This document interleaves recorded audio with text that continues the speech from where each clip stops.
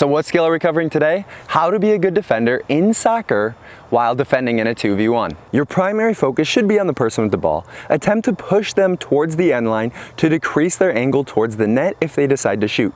Notice that in the image, the defender is not directly in front of the attacker, but cutting off the diagonally forward passing lane and giving the defender some space to attack along the sideline without using their teammates' help.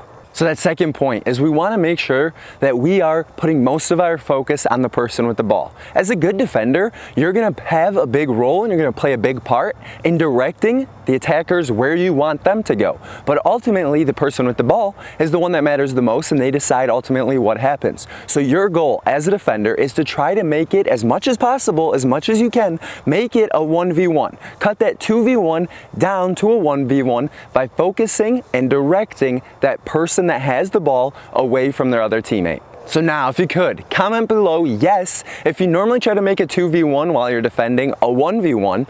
Otherwise, comment no if you normally don't think about doing this and you just react to what happens in the play.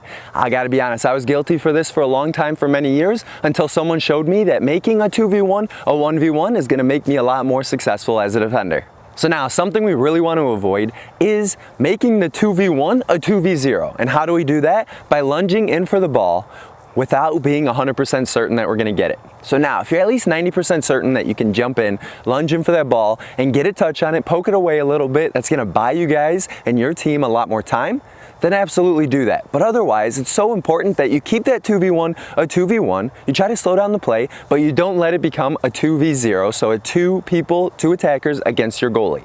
Now, it's so important that you stay between the attackers and the goalie, because that still provides you an opportunity to recover if a mistake is made by them. Also gives you an opportunity to block a shot if they go to shoot. So give yourself that advantage by having you and the goalie, and not just the goalie having to defend those two attackers. Because if it's a 2v your goalie, they're gonna make an easy pass across to the wide open player, and it's gonna be so easy for them to score. So now, what you've been waiting for, and that pro tip in order to slow them down, is that if you want to speed up the play, you want to get closer to them. It's going to force them to do a foot skill. It's going to force them to try to explode by you, the defender. So now, if you give them more space, they're not going to attack with as much speed, which is going to make it easier for your teammates to come back and support you. So instead of, if this is a normal 1v1 situation and you are a defender going up against one attacker, you want to be maybe a yard and a half away. Nothing too crazy, maybe even a little bit closer depending on their foot skills, or maybe even a little bit further if they're really good with their foot skills. But now in a 2v1, you want to have at least 3, maybe 3.5 yards of distance between you and that player with the ball, so that you can make sure that you're buying enough time for your teammates. You don't want to speed up the play by making them do a foot skill, having them explode by you, and now none of your teammates can come back to support. Because remember, as a defender, your ultimate goal is to stop the other team from putting the ball in your net. So you don't necessarily have to be the person that gets the ball or kicks it away or dispossesses them. You can literally just hold up play as much as possible and wait for someone else to come back and do that for you. You don't have to be the person that gets all the glory. In that situation, even if you're not the person kicking away the ball, as long as that ball doesn't go in the net, you're probably going to be pretty successful. A 2v1 when you are the only defender places you at a huge disadvantage. Understand that a 2v1 is very situational, and each 2v1 will look slightly different. In general, you should aim to shut down the player with the ball while blocking the diagonally forward passing lane.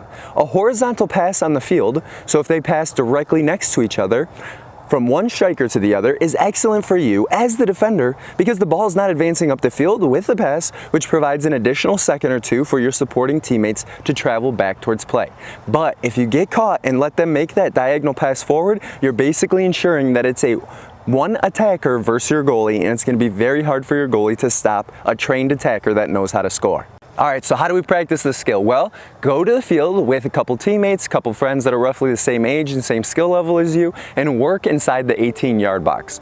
Focus on one person defending and 2 people attacking, and you guys rotate, you girls rotate every single time so that you attack twice and then defend once. And now, have the attacker start with the ball at one end of the 18, and their goal is to get to the other end of the 18 with the ball. If the defender can slow them and make it so that, say, if it takes them more than, let's call it 8 seconds to get across, the defender wins. Or if the defender dispossesses them, the defender wins.